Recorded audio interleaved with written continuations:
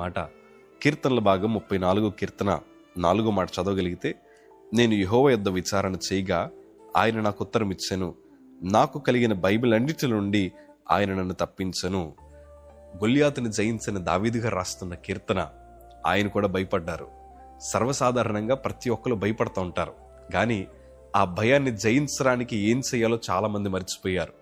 ఈరోజు నా 2 చేతులు జోడించి చెప్తున్నాను, మీ భయము కలిగిన ప్రతి పరిస్థితుల్లో మీరు ప్రభు పాదాల దగ్గర విజ్ఞాపన చేయగలిగితే బలమైన కార్యాలు మీ జీవితంలో ఖచ్చితంగా నా ప్రభు జరిగిస్తారు.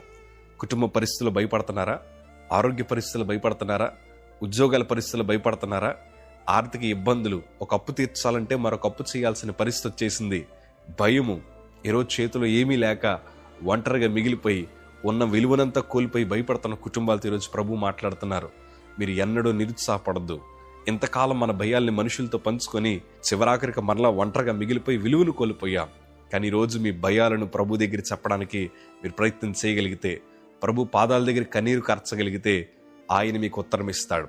ఉత్తరం ఇవ్వడమే కాదు, మీరు ఏ విషయంలో అయితే భయపడుతున్నారో ఆ భయం నుండి దేవుడు మిమ్మల్ని తప్పించి ఘనమైన సాక్ష్యాలు ఖచ్చితంగా మీ బ్రతుకులు నా ప్రభు జరిగించగలిగిన దేవుడు ఆయన.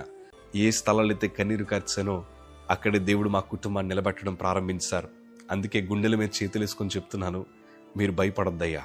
మీ విశ్వాసాన్ని కోల్పోవద్దు. మీ ప్రార్థన జీవితానికి దూరం అవ్వకండి. ప్రభు వైపు చూసి విజ్ఞాపన చేయండి. కన్నీరు కార్చిన చోటే గొప్ప విజయాలు నా ప్రభు మీకు ఇస్తారు.